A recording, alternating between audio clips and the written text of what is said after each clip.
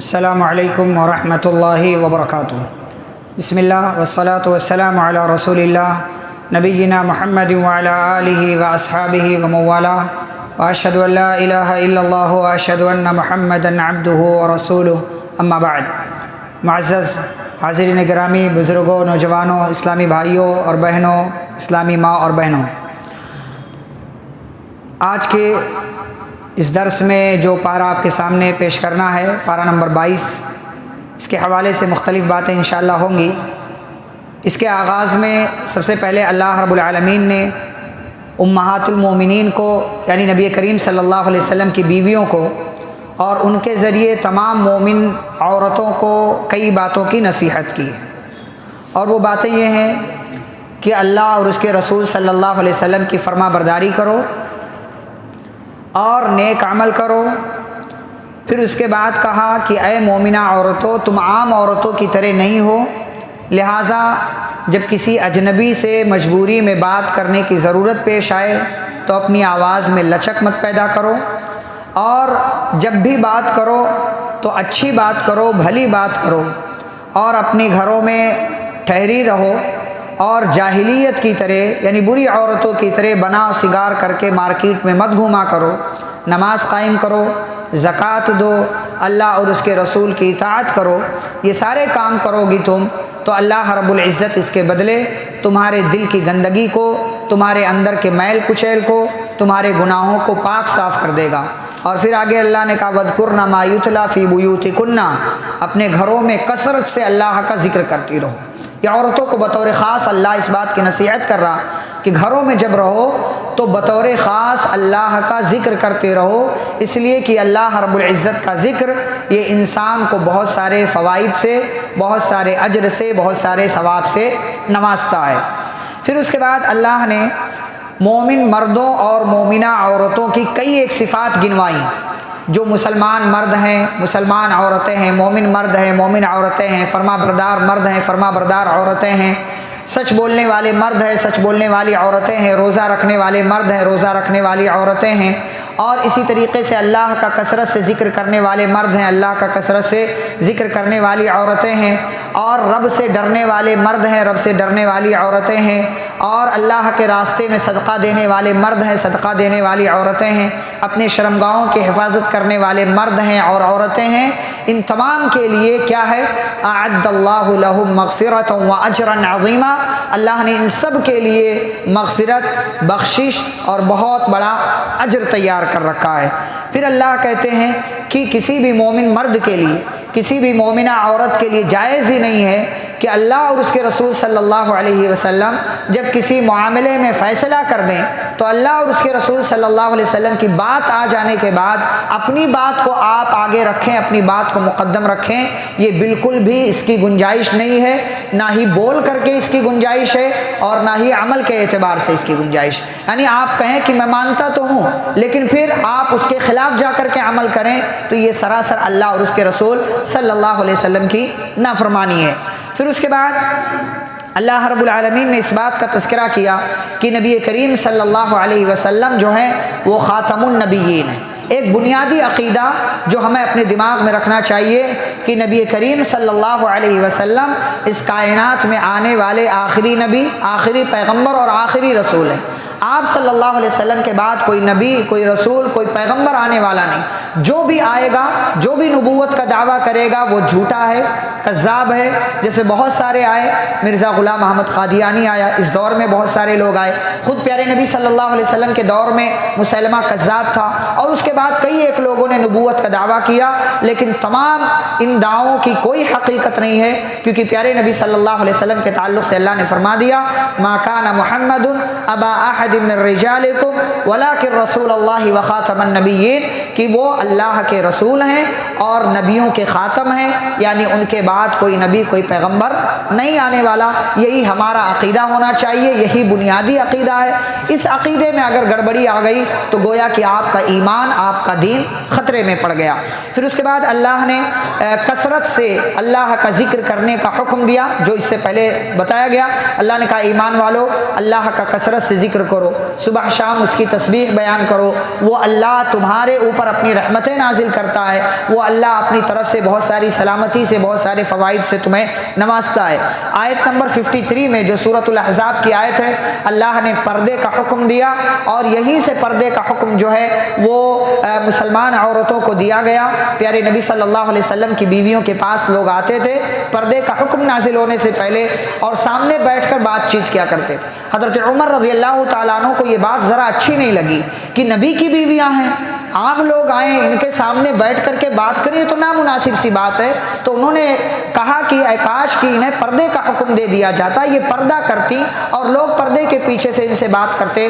تو حضرت عمر رضی اللہ تعالیٰ عنہ کے اس مشورے کی تائید میں آپ کہہ لیں یا موافقت میں کہہ لیں، اللہ رب العزت نے قرآن مجید کی آیتیں نازل کی، اور اس آیت کو آیت حجاب یعنی پردے والی آیت کہا جاتا ہے۔ آیت نمبر 53 وَإِذَا سَأَلْتُمُوهُنَّ مَتَاعًا فَاسْأَلُوهُنَّ مِنْ وَرَاءِ حِجَاب، کہ جب ان مومنہ عورتوں سے، نبی پاک صلی اللہ علیہ وسلم کی بیویوں سے تمہیں کوئی چیز مانگنے کی ضرورت ہو تو پردے کے پیچھے سے مانگو۔ اور اسی آیت کے ذریعے اللہ نے تمام مومن عورتوں کو، مردوں کو، تمام مومنہ عورتوں کو، چاہے وہ عام لوگ ہوں، نبی کی بیویاں ہوں، نبی کی بیٹیاں ہوں، تمام لوگوں کو پردے کا حکم دیا۔ پردے کا مقصد کیا ہے؟ اللہ نے بتایا ذالکم اطہر لقلوبکم وقلوبہن، عورتیں پردہ کریں گی تو اس سے عورتوں کا دل بھی پاک صاف رہے گا اور مردوں کا دل بھی پاک صاف رہے گا، ورنہ بری نظروں کا شکار ہوں گے، اور پھر بہت ساری اس کے بعد برائیاں اور بہت سارے جو ہے غلط کام آگے شروع ہو جاتے ہیں۔ اس لیے اللہ نے کہا اس میں دلوں کی پاکیزگی ہے، لہٰذا عورتوں کو پردے کا اہتمام کرنا چاہیے، نگاہوں کی حفاظت کرنی چاہیے، اور مردوں کو بھی یہ کام کرنا چاہیے۔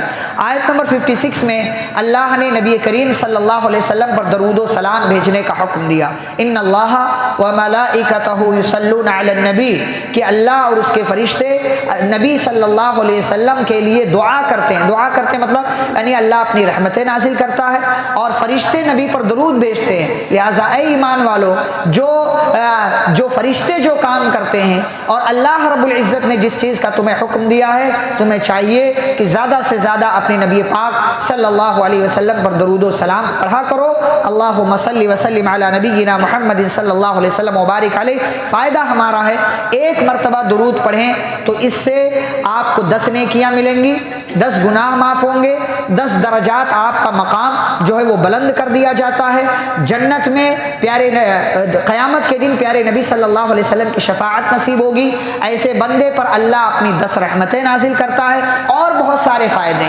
یہ تو ظاہری فائدہ ہے، باطنی فوائد اس کے کتنے ہیں کہ پیارے نبی صلی اللہ علیہ وسلم نے فرمایا ایک صحابی سے کہ اگر تم جتنا زیادہ درود پڑھو گے اتنا زیادہ ہی اللہ تمہاری زندگی میں آنے والی مصیبتوں اور پریشانیوں کے لیے کافی ہو جائے گا۔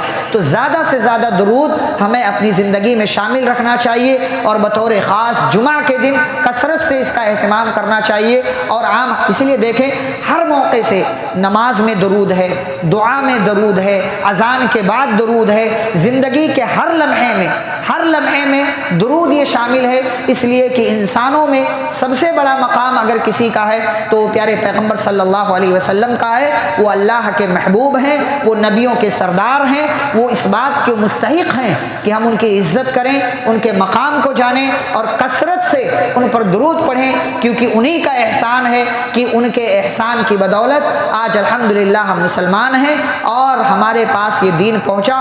انہوں نے تکلیفیں برداشت کی، ہمیں چاہیے کہ ہم نبی پاک صلی اللہ علیہ وسلم کے حقوق کو پہچانیں اور کثرت سے ان کے اوپر درود و سلام پڑھا کریں۔ اس کے بعد اللہ نے قیامت کے دن کافروں کی حسرت کا تذکرہ کیا ہے کہ قیامت کے دن جو ہے کافر دیکھے گا تو افسوس کرے گا، جو اس سے پہلے باتیں کئی مرتبہ آ چکی ہیں کہ دنیا میں تو بڑا مست رہا کرتا تھا، لیکن آخرت میں جیسے ہی عذاب کو دیکھے گا کہے گا اے اللہ ہم نے اپنے بڑوں کی بات مانا تھا اور ان کے کہنے کی وجہ سے ہم نے ایسا کیا، اے کاش ہم نے رسول کی، اللہ کی اطاعت کی ہوتی تو آج یہ دن دیکھنا نہ پڑتا۔ اس کے بعد اللہ نے تمام مسلمانوں کو مخاطب کر کے اس بات کا حکم دیا، یا ایھا الذین آمنوا لا تکونوا کالذین آذوا موسیٰ فبرأہ اللہ مما قالوا، اے ایمان والو تم اپنے ان لوگوں کی طرح مت ہو جاؤ جنہوں نے موسیٰ علیہ السلام کو تکلیف دی، تو اللہ نے اس مصیبت سے، اس تکلیف سے موسیٰ علیہ السلام کو نکال دیا۔ کیا تکلیف دی؟ ایک مرتبہ ایسا ہوا کہ جو بنی اسرائیل تھی، قوم جو موسیٰ علیہ السلام کی تھی، یہ تمام لوگ جو ہے وہ دریا میں، ندی میں جا کر کے ننگے نہایا کرتے تھے بغیر کسی کپڑے کے، اور موسیٰ علیہ السلام نبی تھے، پیغمبر تھے، شرم و حیا ان کی خوبی تھی، تو وہ قوم والوں سے چھپ کر کے جا کے پتھر کی اوٹ میں وہ نہایا کرتے تھے۔ تو قوم والے چڑھانے لگے کہ لگتا ہے ان کو کوئی بیماری ہے، یعنی ان کی شرمگاہ میں کوئی مسئلہ ہے، اس لیے یہ ہمارے ساتھ نہیں نہاتے ہیں بلکہ جا کر کے چھپ کر کے نہاتے ہیں، اگر کوئی برائی نہ ہوتی تو ہمارے ساتھ نہاتے، کوئی نہ کوئی مسئلہ۔ تو لوگ چڑھاتے تھے، پریشان کرتے تھے موسیٰ علیہ السلام کو۔ تو ایک مرتبہ ایسا ہوا، موسیٰ علیہ السلام نہا رہے تھے اور پتھر پر انہوں نے اپنا کپڑا رکھا ہوا تھا اور پتھر کی آڑ میں پیچھے نہا رہے تھے، وہ ندی میں، نہر میں، جو بھی کہہ لیں آپ اس کو۔ اللہ کا کرنا ایسا ہوا کہ اللہ کے حکم سے وہ پتھر جس پر ان کا کپڑا تھا، وہ کپڑا لے کر پتھر بھاگ کھڑا ہوا۔ موسیٰ علیہ السلام نے دیکھا، کہا میرا کپڑا تو پتھر لے کر جا رہا ہے۔ اب اللہ جس کو چاہے طاقت دے دے، چلنے پھرنے کی ساری چیزیں، اللہ ہر چیز پر قادر ہے۔ وہ پتھر بھاگ رہا ہے، موسیٰ علیہ السلام چیخ چیخ کر پکار رہے، میرا کپڑا، میرا کپڑا، میرا کپڑا، اور یہاں تک کہ وہ پتھر جو ہے قوم والوں کے درمیان پہنچ گیا، اور موسیٰ علیہ السلام کے جسم پر کوئی لباس نہیں، کوئی کپڑا نہیں ہے۔ اس وقت جب لوگوں نے دیکھا موسیٰ علیہ السلام کے بدن کو، تب انہیں معلوم پڑا کہ ہاں واقعی موسیٰ علیہ السلام کے ہاں کوئی بیماری نہیں ہے۔ وَكَانَ عِندَ اللَّهِ وَجِيهًا، لیکن اس کے باوجود قوم کے لوگ پریشان کرتے رہے، حالانکہ موسیٰ علیہ السلام کا مقام بہت اونچا ہے۔ ایسے ہی ہمارے ہاں غلط فہمی کی بنیاد پر، اپنے دماغ میں پالے ہوئے کسی سوچ کی بنیاد پر ہم کسی کے تعلق سے کوئی فیصلہ کر دیتے ہیں، فلانے ایسے ہیں، اگر ایسے نہ ہوتے تو ہمارے سامنے یہ کرتے کہ نہیں کرتے، ایسا ہوتا کہ نہیں ہوتا۔ وہ ہمارے دماغ کی اپج، شیطانی وسوسہ، خیالات اسی ادھیڑ بن میں رہتے ہیں کہ ایسا ہوگا، ویسا ہوگا، یہ کیا ہوگا، وہ کیا ہوگا، اگر ایسا نہ ہوتا تو ایسا ہوتا، ویسا نہ ہوتا۔ یہ ساری چیزیں قوم والے، بنی اسرائیل کے لوگ یہی کہتے تھے کہ اگر ان کے اندر کوئی بیماری نہ ہوتی تو ہمارے ساتھ نہاتے، لیکن وہ اس لیے نہیں نہاتے تھے ان کے ساتھ، وہ اس لیے ان کے ساتھ نہانے سے اپنے آپ کو بچاتے تھے کیونکہ ان کے ہاں شرم تھی، حیا تھی ان کے یہاں، وہ بڑی خوبیوں کے مالک تھے، ان کو کوئی بیماری نہیں تھی، اور ان کے ہاں کوئی عیب نہیں تھا کہ جس کی وجہ سے وہ قوم سے چھپ کر کے نہاتے ہوں، بلکہ وہ اللہ کے نزدیک محترم تھے اور اللہ رب العالمین کے جو ہے برگزیدہ پیغمبر تھے، اور شرم و حیا کی وجہ سے وہ قوم والوں سے چھپ کر کے جو ہے وہ نہایا کرتے تھے۔ اسی طریقے سے یہاں پر جو ہے سورۃ الاحزاب مکمل ہوتی ہے، اس کے بعد سورہ سبا کا آغاز ہوتا ہے۔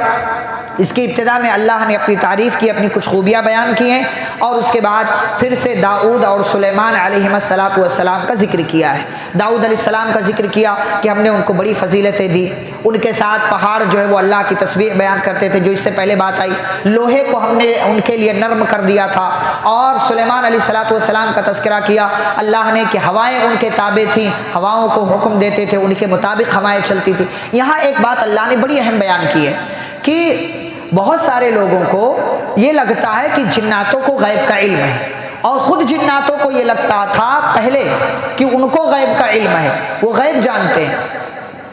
ایک مرتبہ ایسا ہوا کہ سلیمان علیہ السلام کی نگرانی ہوتی تھی، ان کی نگرانی میں انسان اور جنات سب کام کیا کرتے تھے، اور پوری نگرانی کرتے تھے گھوم گھوم کر کے، جیسے فیکٹریز میں، کمپنیز وغیرہ میں جاتے ہیں، دیکھتے ہیں سارے لوگ نگرانی کرتے ہیں، ایسے وہ بھی نگرانی کرتے تھے گھوم پھر کر کے، اور کسی کو جرأت نہیں تھی کہ کام سے ذرہ برابر جو ہے وہ کوتاہی کرے۔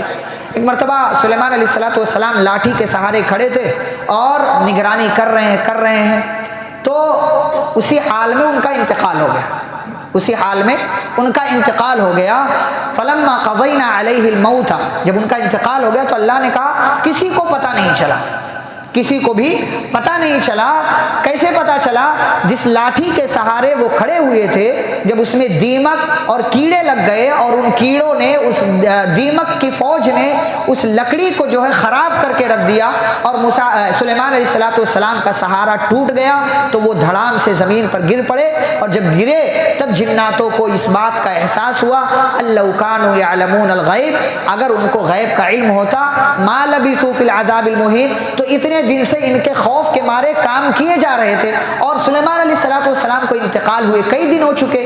ان کو لگا کہ ارے یہ تو ہماری نگرانی کر رہے ہیں، کئی دن ہو چکے. اگر ان کو پتا ہوتا سلیمان علیہ السلام کا انتقال ہو چکا ہے، تو جو اتنے دن تک بعد میں بھی کام کرتے رہے، بعد میں وہ کام نہیں کرتے اور وہاں سے فرار کا راستہ اختیار کر لیں. تو کسی کو بھی غیب کا علم نہیں ہے، صرف اور صرف غیب کا علم اللہ رب العالمین کو ہے. اس کے بعد اللہ رب العالمین نے اور کئی باتیں قوم سبا کے تعلق سے بیان کیا. ان پر اللہ نے احسانات کیے، لیکن ان لوگوں نے ناشکری کی. اللہ رب العالمین نے ان کو جو 2 باغات دے رکھے تھے، ان 2 باغات کو ان کی ناشکری کی وجہ سے تباہ و برباد کر کے رکھ دیا. پھر نبی کریم صلی اللہ علیہ وسلم کے اللہ نے خصوصیات بیان کی کہ نبی کریم صلی اللہ علیہ وسلم پوری کائنات کے لیے رسول بنا کر کے بھیجے گئے ہیں. وہ ڈرانے والے ہیں، خوشخبری دینے والے ہیں، لیکن اکثر لوگ پیارے پیغمبر صلی اللہ علیہ وسلم کی بات نہیں مانتے ہیں. اس کے بعد سورہ فاطر کا آغاز ہوتا ہے، سورہ نمبر 35. اس میں اللہ نے فرشتوں کا تذکرہ کیا. فرشتوں کے تعلق سے 2-3 باتیں.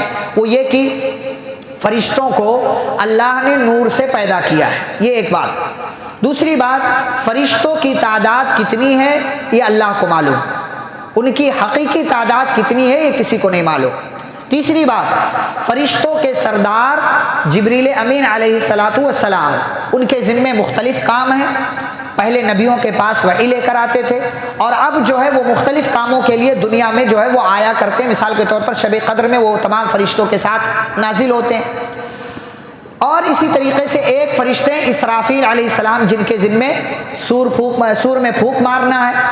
ایک بار سور میں پھونک ماریں گے قیامت آئے گی، پھر اس کے بعد ایک لمبی مدت گزرے گی، پھر سے سور میں پھونک ماریں گے تو دوبارہ لوگوں کو اٹھایا جائے گا. یہ اسرافیل علیہ السلام ہے. ایک ہے میکائیل علیہ السلام، جن کے ذمے بارش وغیرہ کا کام ہے. ایک فرشتے ہیں جن کو لوگ اسرائیل کہتے ہیں، لیکن اسرائیل کہیں بھی نام نہیں آیا ہوا. اسرائیل کہیں بھی نام نہیں ہے کسی فرشتے کا، اور کہتے ہیں اسرائیل جو ہے موت کا فرشتہ ہے. اسرائیل کہیں بھی نام نہیں آیا، اللہ نے ان کا نام کہا ملک الموت. قل یتوفاکم ملک الموت. تو یہ فرشتہ ملک الموت، ان کا نام اللہ نے نہیں لیا، کہا ہے کہ یہ جو ہے موت کا فرشتہ ہے. تو یہ ایک فرشتہ، ان کے ذمے یہ کام ہے. ایک فرشتہ ہے رضوان نام کا، جو کہاں کا داروغہ ہے؟ کہاں کا داروغہ ہے؟ جنت کا. اور جہنم کا ایک داروغہ ہے فرشتہ، اس کا کیا نام ہے؟ مالک. اس کا نام مالک ہے، جہنم کا جو داروغہ ہے. اور اللہ کے عرش کو قیامت کے دن اٹھائے ہوئے کتنے فرشتے آئیں گے؟ 8 فرشتے آئیں گے. اور جہنم کو کھینچ کر لایا جائے گا قیامت کے دن. اور جہنم کے کتنے، مطلب آپ رسی اپنی زبان میں کہہ لیں سمجھنے کے لیے، کھینچ کر لاتے ہیں ہم کسی چیز کو تو رسی وغیرہ باندھ لیتے، تو جہنم کو کھینچ کر لائے. وجیء یومئذ بجہنم، جس کا تذکرہ کیا اللہ، تو اس کے جہنم میں 70,000 جو ہے لگام ہوں گے. رسی کہہ لیں آپ اپنی زبان میں سمجھنے کے لیے، 70,000 لگام. ایک لگام کو 70,000 فرشتے پکڑے ہوں گے. 70,000 لگام، ایک لگام کو 70,000 فرشتے پکڑے ہوں گے. اب 70 کو آپ 70 سے ملٹیپل کریں تو 4 ارب 90 کروڑ فرشتے ہو جاتے ہیں یہیں پر. 4 ارب 90 کروڑ، یعنی 70,000 کو 70,000 سے آپ جو ہے ضرب دے دیں تو یہ حساب جو ہے بن کر کے آتا ہے. اسی طریقے سے فرشتوں کی ایک تعداد کے حوالے سے آپ اندازہ کریں، جیسے دنیا میں خانہ کعبہ ہے، بالکل اسی کے ایک دم سدھائی پر آسمان میں بیت معمور ہے. اور جو حیثیت دنیا میں زمین پر خانہ کعبہ کی ہے، وہی حیثیت آسمان میں جو ہے بیت معمور کی ہے. فرشتے اس کا طواف کرتے ہیں، نماز وغیرہ عبادت وغیرہ کا کام انجام دیتے. اور روزانہ بیت معمور میں 70,000 فرشتے داخل ہوتے ہیں. پھر قیامت تک ان کی باری نہیں آنے والی. روزانہ 70,000 فرشتے داخل ہوتے ہیں. ایک مہینے کا آپ اگر حساب کر لیں تو کتنے ہو جاتے ہیں؟ 2 کروڑ 10 لاکھ فرشتے ہو جاتے ہیں، صرف ایک مہینے کا حساب اگر آپ کر لیں. اور اس کے بعد پورا سلسلہ چل رہا ہے، قیامت تک ان 70,000 فرشتوں کی دوبارہ باری نہیں آئے گی۔ تو یہ فرشتوں کے تعلق سے کچھ مختلف باتیں ہیں، اور بھی بہت ساری باتیں جو علماء نے بیان کی۔ اچھا، ان فرشتوں پر ایمان لانا ہمارے لیے ضروری ہے، یہ ایمان کے ارکان میں سے ایک رکن ہے، فرشتوں پر ایمان۔ جتنی باتیں قرآن حدیث میں بیان کی گئی ہیں ان ساری باتوں کو ماننا ہمارے لیے ضروری ہے، واجب ہے اور فرض ہے۔ اس کے بعد اللہ نے آگے اس بات کا تذکرہ کیا ہے کہ جن لوگوں کو یہ لوگ اللہ کو چھوڑ کر کے پکارتے ہیں وہ قطمیر کے بھی مالک نہیں۔ قطمیر کھجور آپ آج کل کھا رہے ہیں الحمدللہ، اس کے اندر گٹھلی کے اوپر جو چھلکا، وہ چھلکا جو ہوتا ہے، اللہ نے کہا سارے غیر اللہ جو ہیں، مطلب اللہ کو چھوڑ کر جن کی بھی عبادت کی جاتی ہے، وہ سب مل کر کے وہ کھجور کی گٹھلی کے اوپر لگا ہوا چھلکا وہ بھی پیدا نہیں کر سکتے، اس کے بھی مالک نہیں ہیں۔ پھر آگے اللہ نے آیت نمبر 29 اور 30 میں ایسی تجارت کرنے کا حکم دیا ہے جس تجارت میں کوئی گھاٹا اور نقصان نہیں۔ وہ تجارت کون سی ہے؟ اللہ کی کتاب کی تلاوت کریں، بڑی بہترین تجارت ہے۔ اللہ کے لیے نماز پڑھیں، بڑی بہترین تجارت ہے۔ اللہ کے راستے میں چھپا کر کے یا کبھی کبھار ظاہر کر کے خلوص نیت کے ساتھ خرچ کریں، اللہ کہتے ہیں یرجون تجارت لن تبور، یہ ایسی تجارت ہے جس میں کبھی بھی گھاٹا، خسارہ اور نقصان نہیں ہونے والا ہے۔ پھر اللہ رب العالمین نے امت محمدیہ میں تین ٹائپ کے لوگ ہیں، ان کا تذکرہ کیا۔ ایک وہ لوگ ہیں جن کے پاس نیکیاں کم ہیں، گناہ زیادہ ہیں، ایک وہ ہیں جن کی نیکیاں جن کے گناہ دونوں برابر ہیں، اور ایک وہ ہیں جو خیر کے کاموں میں زیادہ آگے بڑھنے والے، گناہ ان سے کبھی کبھی ہو جاتا ہے۔ ہم اور آپ کس کیٹیگری میں سے ہیں وہ اپنے آپ کو دیکھ لیں اور اپنی کیٹیگری کو زیادہ اچھا بنانے کی کوشش کریں۔ اللہ نے آگے آیت نمبر 36 سے 37 میں جہنمیوں کی چیخ و پکار کا ذکر کیا ہے۔ اللہ کہتے ہیں جہنمی جہنم میں چیخ رہے ہوں گے۔ اچھا، اس سے پہلے ایک بات اللہ نے ذکر کیا کہ قیامت کے دن موت کو بھی موت آ جائے گی، موت کو بھی موت آ جائے گی۔ پورا فیصلہ جب ہو جائے گا تو موت کو ایک جانور کی شکل میں لا کر کے ذبح کر دیا جائے گا اور اعلان ہوگا جو جنت میں وہ جنت میں، جو جہنم میں وہ جہنم میں۔ آج کے بعد کسی کو کوئی موت نہیں آنے والی، اس لیے کہ موت کو بھی موت آ چکی ہے۔ تب جہنمی جہنم میں چیخیں گے، جب ان کو پتہ چلے گا ہمیشہ کے لیے رہنا، بڑے چیخ پکار چلائیں گے اور شور شرابہ کریں گے، اللہ سے کہیں گے ربنا اخرجنا نعمل صالحا غیر الذی کننا نعمل، اللہ یہاں سے نکال دے۔ وعدہ کرتے ہیں کہ بڑا اچھا عمل کر کے آئیں گے، وہ عمل نہیں کریں گے جو اب تک کیا تھا۔ اللہ کہیں گے کیا ہم نے تم کو ایک لمبی عمر نہیں دی تھی کہ جس عمر میں، جس زندگی میں تم بہترین کام کرتے، فذوقوا فما للظالمین من نصیر، جاؤ جہنم کے عذاب کا مزہ چکھو، اس لیے کہ ظالموں کی مدد کرنے والا کوئی نہیں ہے، زندگی باقی ہے، اچھے اعمال کر کے اپنے لیے جہنم سے بچاؤ کا راستہ اختیار کر لیں۔ اور اس کے بعد اس پارے کی ایک آخری سورہ جس کی کچھ آیتیں اس پارے میں ہے، بڑی مشہور سورہ ہے سورہ یاسین۔ سورہ یاسین کے تعلق سے ایک بات ہمارے ہاں، ہمارے اپنے لوگوں میں بھی بڑی افسوس کی بات یہ ہے کہ نہ جانے کہاں سے پا جاتا۔ سورہ یاسین کی کوئی بھی فضیلت قرآن اور حدیث سے ثابت نہیں ہے، کوئی بھی فضیلت، ایک فضیلت بھی سورہ یاسین کے تعلق سے ثابت، لیکن جتنی فضیلتیں ہماری مارکیٹ میں سورہ یاسین کے تعلق سے لوگوں نے ثابت کر رکھی ہیں، اس کے پیچھے سورہ فاتحہ بھی فیل نظر آتی ہے، اس کے پیچھے سورہ بقرہ بھی فیل نظر آتی ہے۔ ہمارے اپنے گھروں میں جا کر کے دیکھیں، کئی لوگوں کے گھروں میں سورہ یاسین کی تختی بنا کر لٹکائی ہوئی ہے لوگوں نے۔ کیا مقصد ہے بھائی؟ کیا مقصد ہے؟ سورہ یاسین آپ کی زندگی میں برکتیں لے کر آئے گی؟ ایک فضیلت بھی سورہ یاسین کی ثابت نہیں ہے، اور لٹکانا تو ویسے بھی فضیلت نہیں ہے۔ آپ سورہ فاتحہ لٹکا لیں، آیت الکرسی لٹکا لیں، سورہ بقرہ لٹکا، فضیلت آپ کو نہیں ملنے والی، آپ کے گھر میں برکت نہیں آنے والی ہے، اور اوپر سے سورہ یاسین آپ لٹکا رہے ہیں، سورہ یاسین کے تعلق سے یہ عقیدہ رکھ رہے ہیں، غلط بات۔ سورہ یاسین کی کوئی ایک فضیلت بھی قرآن اور حدیث سے ثابت نہیں ہے۔ اس کی ابتدا میں اللہ نے رسول صلی اللہ علیہ وسلم کی تعریف کی، ان کے دنیا میں آنے کا مقصد بیان کیا کہ وہ دنیا میں اس لیے آئے ہیں تاکہ لوگوں کو اچھائی کی طرف بلائیں، برائی سے روکیں، اور لوگوں کو خوشخبری دیں کہ اچھے کام کرنے والوں کے لیے جنت ہے اور برے کام کرنے والوں کے لیے جہنم ہے۔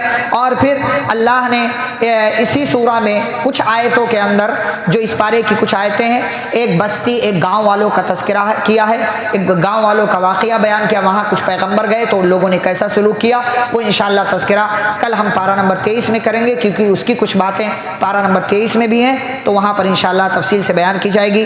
اللہ رب العزت سے دعا ہے اللہ ہم اور آپ کو قرآن و حدیث کی تعلیمات پر عمل کرنے کی توفیق عطا فرمائے، آمین۔ وصلی اللہ علی النبی الکریم، ربنا تقبل منا انک انت السمیع العلیم، سبحانک اللہم وبحمدک، اشہد ان لا الہ الا انت استغفرک واتوب الیک۔ السلام علیکم ورحمۃ اللہ وبرکاتہ۔